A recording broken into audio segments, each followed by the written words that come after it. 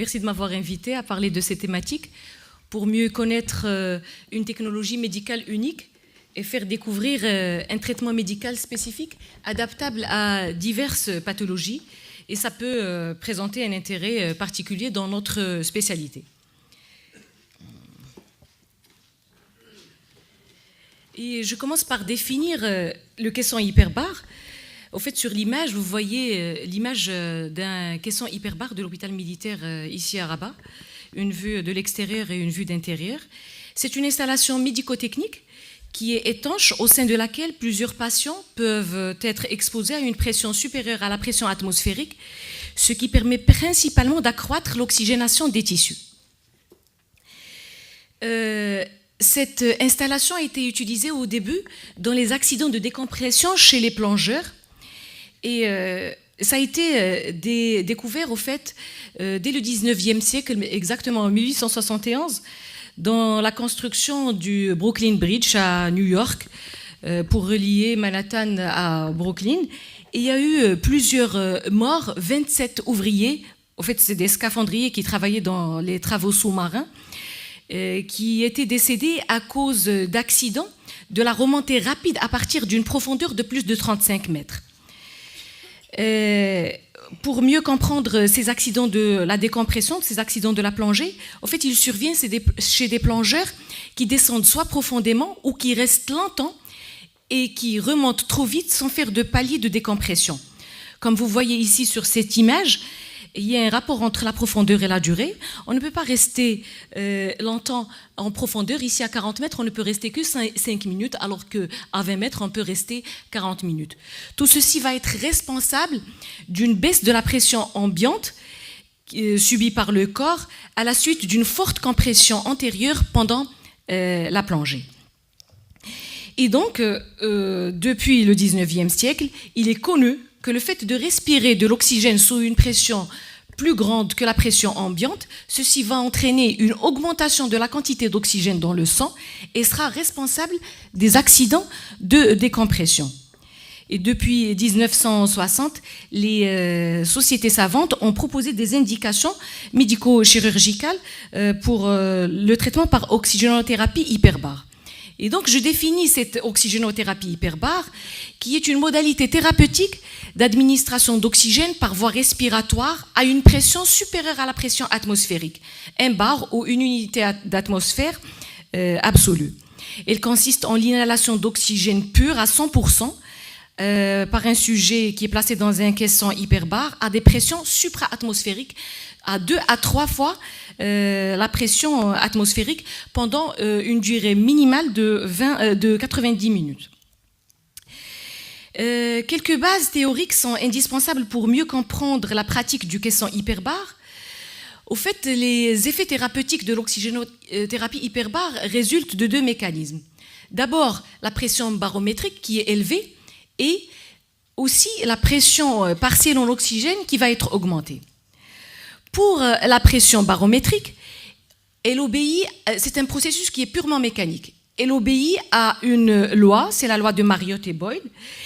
C'est qu'à une température constante, le volume d'une masse gazeuse, il est inversement proportionnel à la pression, et on voit bien ici sur cette image, quand on augmente la pression, quand on va en profondeur, on diminue le volume, et vice-versa. Cette image pour faire comprendre ce qui se passe exactement au cours de la plongée et qu'on va traiter après par l'oxygénothérapie hyperbare. Ça obéit à la loi d'Henry. Au fait, en plongée, on respire de l'air qui est comprimé. Ici, en descendant à une pression à 3 bars, on respire de l'air qui est comprimé, qui va se dissoudre dans le corps à pression élevée. Et lors de la remontée, on a la pression qui va diminuer et le volume d'azote n'est pas consommé et il va augmenter en formant ainsi des bulles de gaz et va obstruer les vaisseaux. Et c'est ça l'accident de la plongée. Donc, en augmentant la pression, le volume des bulles de gaz vont diminuer et donc c'est la loi de Mariotte, c'est ça qui va permettre de réduire la taille d'une bulle de gaz, comme dans les embolies gazeuses et dans les accidents de plongée. À côté de la pression barométrique, il y a l'augmentation de la pression partielle en oxygène. En fait, en utilisant le caisson hyperbare, qu'est-ce qui va se passer? On va essayer de schématiser ça plus simplement. En respirant de l'air ambiant, on respire de l'oxygène à 21%. Cet oxygène, il va pénétrer dans le sang, il va se fixer sur le globule rouge, il va être transporté vers les tissus. Et il y a une petite fraction d'oxygène dissous qui ne va pas être utilisée, il circule dans le sang, dans le flux sanguin. Et c'est cette fraction d'oxygène dissoute qu'on va essayer d'augmenter en respirant 100% d'oxygène à une pression, à 3 fois la pression atmosphérique. Ceci va augmenter la pression partielle d'oxygène dissous dans le sang, et c'est ça ce qui va expliquer l'augmentation d'oxygène sous forme dissoute. Ceci a des effets, c'est que l'oxygène dissous va suppléer le défaut de transport sanguin d'oxygène par l'hémoglobine et accélérer la dénitrogénation. De ces actions découlent les effets physiologiques. Donc on a cet effet de suppléance de l'oxygène dissous. Donc c'est la substitution de l'oxygène combiné à l'hémoglobine par l'oxygène dissous et l'augmentation du volume de diffusion d'oxygène qui sera, et on voit ça dans les cas d'altération de l'hémoglobine, comme dans les intoxications au monoxyde d'azote ou lors des anémies, ou aussi les artériopathies quand on a une oblitération de la lumière vasculaire. L'oxygénothérapie hyperbare a aussi un effet vasoconstricteur et donc sera responsable de la réduction des œdèmes inflammatoires. Elle a un effet bactériostatique et bactéricide avec une action sur les anaérobies, mais aussi sur les aérobies dès que la pression est plus de 1,3 atmosphère. Et il stimule aussi la phagocytose des polynucléaires, donc elle a un effet anti-infectieux, surtout dans les infections graves des tissus mous. L'oxygénothérapie hyperbare a aussi un effet de cicatrisation en augmentant la prolifération et l'activité des fibroblastes, en augmentant la synthèse du collagène, de l'angiogénèse et en augmentant l'index mitotique des cellules épithéliales. Elle a un effet aussi sur la déformabilité érythrocytaire et donc elle améliore la viscosité sanguine. Alors pour les indications, vu les différents modes d'action, on a vu que c'est une thérapeutique, c'est vrai, qui est jeune, mais qui a un certain nombre d'actions qui peuvent être intéressantes. Quelles sont ces indications?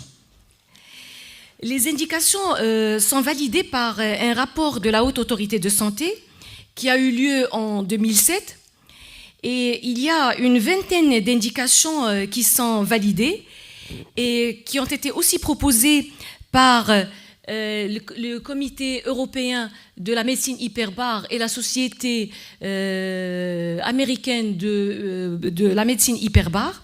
Et je vous donne ici quelques exemples du service de la médecine nucléaire ici à l'hôpital militaire. Ça, c'est un pied diabétique qui a bénéficié de 22 séances d'oxygénothérapie hyperbare. Et là, c'est le résultat.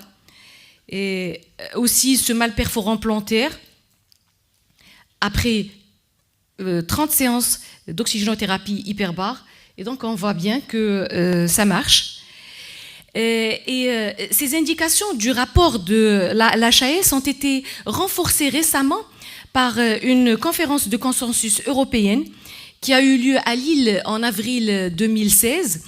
Et qu'est-ce qui s'est passé dans cette conférence de consensus? En fait, je vais rappeler juste le grading parce que je vais parler du type 1 et du type 2. Le type 1, il est fortement recommandé. Le type 2, il est recommandé. Et il y a les niveaux A, B et C. En fait, ça dépend des études. Le A, c'est des études contrôlées, randomisées en double aveugle. Le B, double aveugle avec biais méthodologique. Et le C, selon un consensus d'experts sur le sujet. Et donc, moi, je vais me contenter de présenter les types 1 et 2 qui sont fortement recommandées et qui sont recommandées dans les indications en rhumatologie.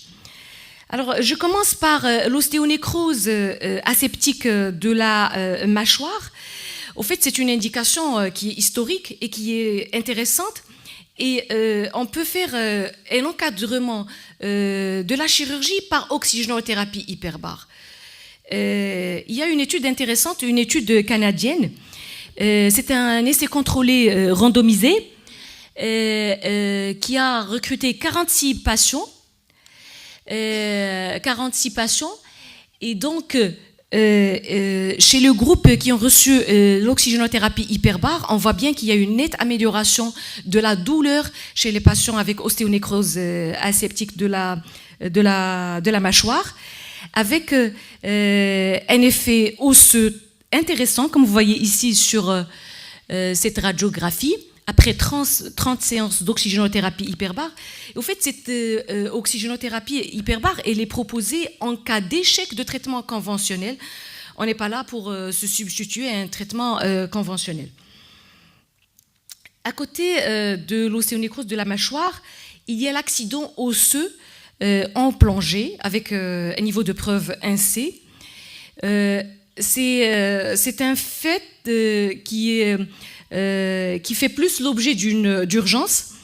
Et on voit au cours de l'accident de la plongée qu'il y a des localisations bulleuses au niveau tendineux, et c'est ça qui fait très mal.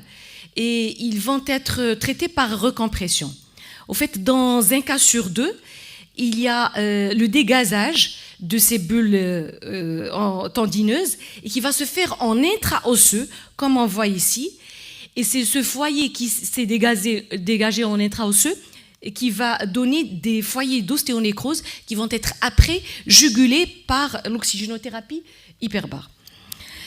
Ça peut être localisé en extra-articulaire, comme on voit ici, et c'est généralement au niveau huméral, ou alors en intra-articulaire avec un risque d'arthrose et un effondrement de la tête humérale et un risque d'arthrose plus tard. Ça peut se localiser aussi au niveau des têtes fémorales et au niveau de la partie distale du tibia. D'autres indications, au fait, pour l'ostéonécrose fémorale de la tête, fémorale, c'est un niveau 2B. C'est une indication qui était abandonnée avec les progrès de la chirurgie et de la rhumatologie. Et on pensait que le fait de proposer une oxygénothérapie, c'était un traitement lent et qui ne modifiait pas beaucoup l'évolution de cette ostéonécrose. Mais les études, ils ont montré que quand il y a une ostéonécrose en phase initiale, c'est-à-dire en phase inflammatoire, il y a un bénéfice de l'oxygénothérapie hyperbare. Et au fait, c'est vrai, parce que cette étude, je vous ai présenté cette étude, au fait, c'est une étude qui est faite randomisée en double aveugle. Pour faire du double aveugle en hyperbarie, ce n'est vraiment pas simple. Et donc, c'est vrai qu'on est dans de toutes petites séries. On a ici une vingtaine de personnes. Mais c'est une méthodologie qui mérite d'être citée. Et voilà, ce sont des patients qui avaient un stade 2 de FICA et qui ont bénéficié de 30 séances d'oxygénothérapie hyperbare. Et on remarque bien que dans l'autre groupe qui a inhalé juste de l'air ambiant, il y a une nette amélioration de la douleur chez le groupe ostéonécrose avec oxygénothérapie hyperbare. Et aussi sur le plan radiologique, ces patients ont été suivis par IRM. C'est l'IRM initial. Et là, c'est après 12 mois. Et cet effet, il est persistant. C'est un contrôle après 7 ans de l'évolution de l'ostéonécrose. Donc, il est suggéré un traitement par oxygénothérapie hyperbare à la phase initiale, c'est-à-dire à la phase inflammatoire d'une nécrose de la tête fémorale. Je vous présente aussi cette méta-analyse d'une équipe chinoise qui, en fait, qu'ils ont montré qu'il y a un effet clinique important dans toutes les études présentées à cette méta-analyse, l'effet clinique de l'oxygénothérapie hyperbare dans le traitement de l'ostéonécrose aseptique. Et donc, ces patients, ils peuvent obtenir un effet de traitement clinique significativement amélioré qui est digne d'application clinique. Alors, d'autres indications moins directes, mais qu'on peut rencontrer dans les pathologies inflammatoires, à savoir les ulcères ischémiques, avec un niveau de preuve de C. Et je vous mets ces images que j'ai empruntées du service de la médecine nucléaire à Lille. C'est une patiente qui a un lupus en échec thérapeutique. Et on voit bien, après 30 séances d'oxygénothérapie, qu'il y a eu une stabilisation de la lésion avec un résultat trophique qui est très intéressant. Aussi, cette patiente, au fait, c'est une patiente qui a une polyarthrite rhumatoïde qui a été opérée avec une nécrose en post-opératoire. Et cette patiente, elle a bénéficié de 20 séances d'oxygénothérapie avec une nette amélioration. Et cette patiente a rapporté aussi une amélioration de ses douleurs au niveau des épaules. Et, au fait, ce n'est pas une indication consensuelle. Là, on est en train de traiter les lésions cutanées et pas ces douleurs articulaires dans le cadre de la PR. On arrive à une autre indication, ce sont les ostéites réfractaires. Et je vous ai mis l'exemple du pied diabétique.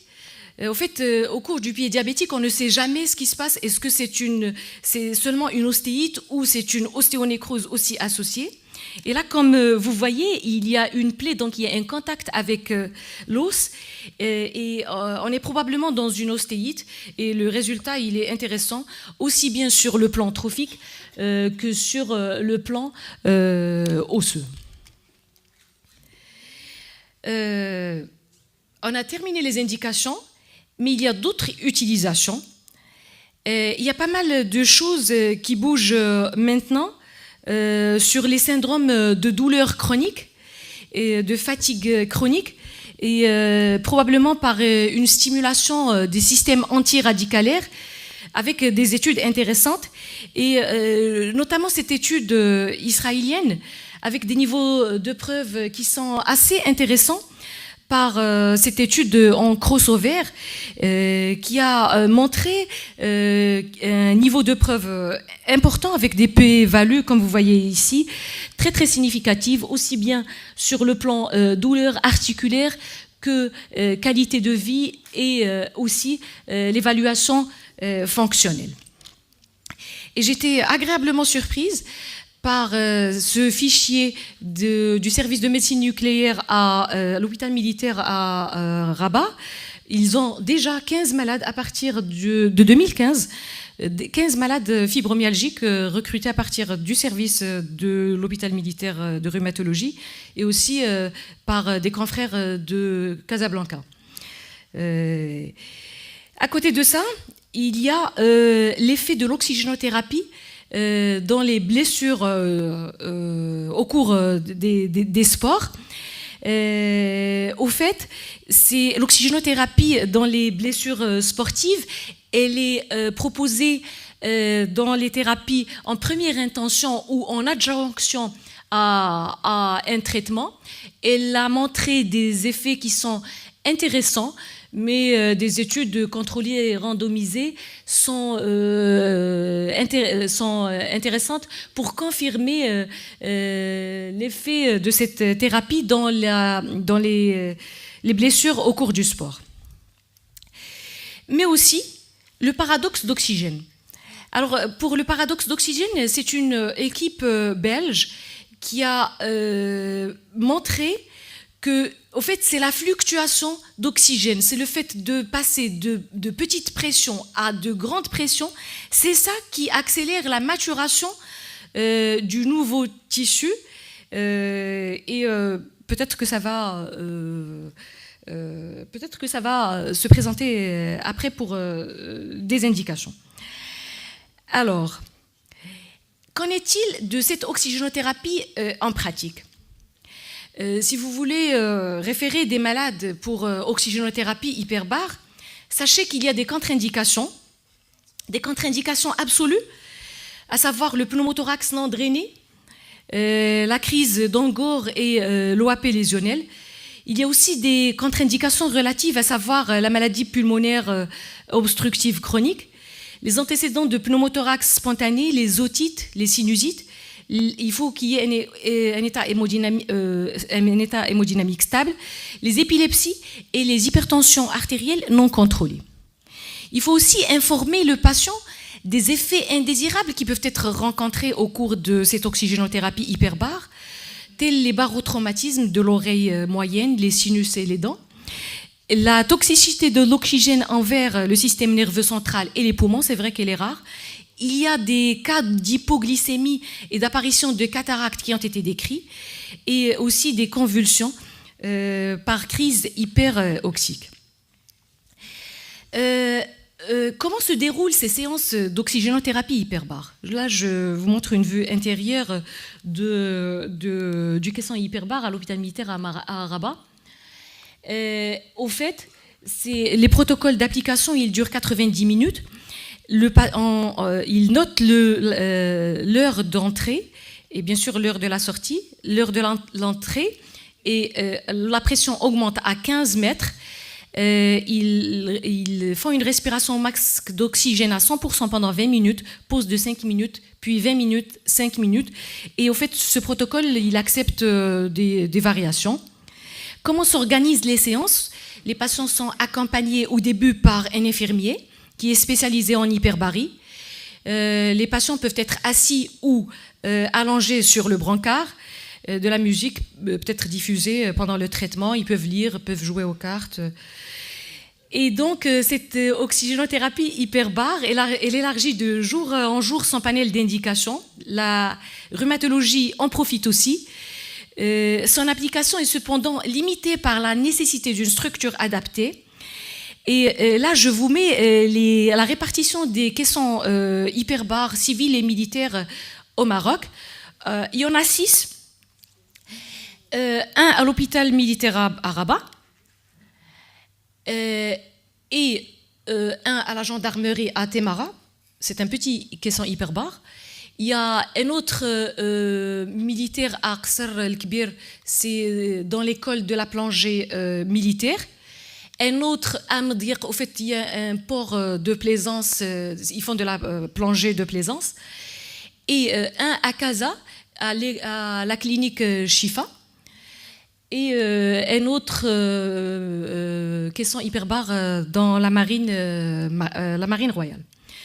Ceux qui reçoivent les malades, c'est juste le caisson hyperbare à l'hôpital militaire à Rabat et la clinique Shifa à Casa. Je voulais juste vous dire que la séance coûte 150 dirhams. Et je conclue ma présentation par vous dire que l'oxygénothérapie, ça marche avec des niveaux de preuve.